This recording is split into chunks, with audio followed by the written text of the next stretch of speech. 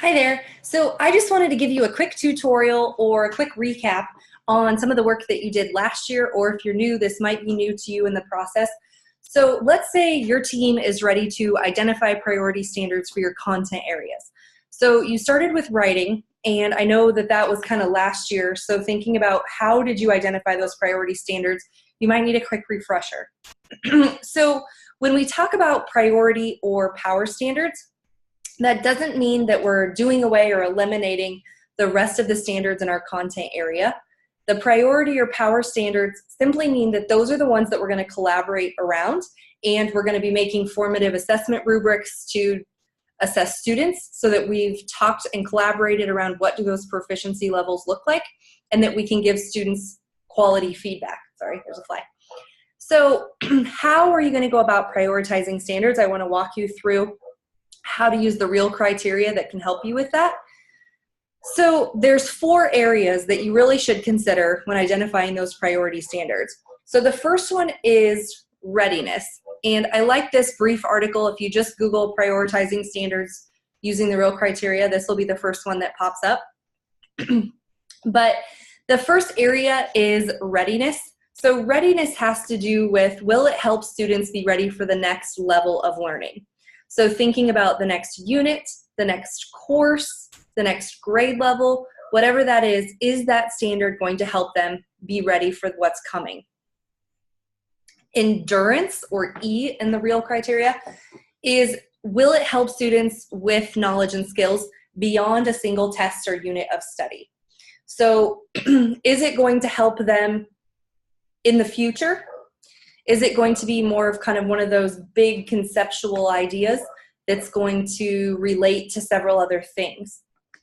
The A stands for assessed. So even though we don't teach 2 state assessments, it is so important that we're providing students with the skills and knowledge to be successful on those. So if you can make some predictions about what skills from your course content might be on, say, the ISASS, the new Iowa assessment, or the ACT, or the ASVAB, that would be helpful for students. The last one is leverage. So leverage is this standard going to reflect multiple disciplines?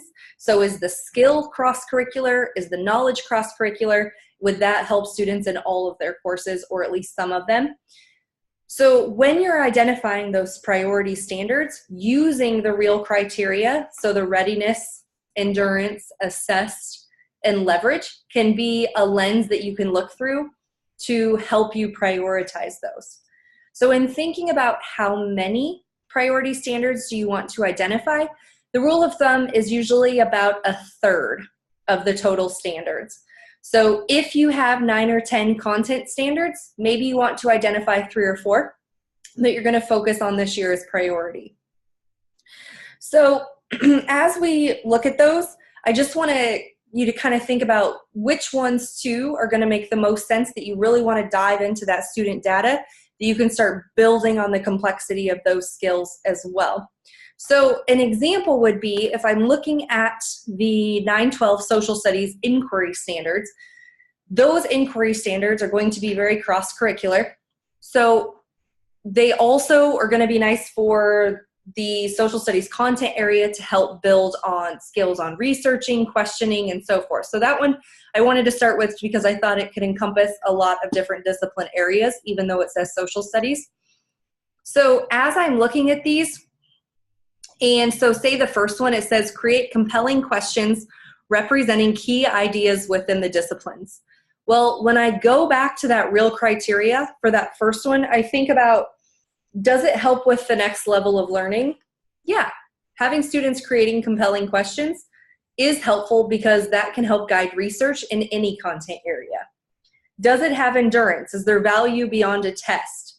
Yes, because it's not asking them to look at one specific content area. It could really be any topic that they were choosing. Assessment.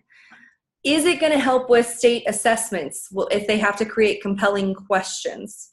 Well, with the new ISASS, they are going to have to draw inferences, cite evidence, and things like that, but I'm not quite sure if they're going to have to actually create questions within that test. And then the last one, leverage value in multiple disciplines. I would say yes. I think that they could use that skill. Could definitely see it in language arts. I could see it in health. I could see it in science. So really, the create compelling questions would probably fit at least 3 out of the 4 criteria. So for right now, I would probably put it off to the side, as I think that is probably going to be one of my priority standards. So as you go through each standard, thinking about which ones of these need to be priority, just keep referring back to that R.E.A.L criteria, and that will help you identify which ones might be of more significance that you want to collaborate around with your team. So if you have additional questions, I will be available in the next few weeks in your district, so we can touch base, or feel free to shoot me an email, and I will give Shannon my email that you guys are welcome to email me. You can even send me the stuff that you're working on and say, hey, can you give me a little feedback? I would be happy to help any way possible. So thank you.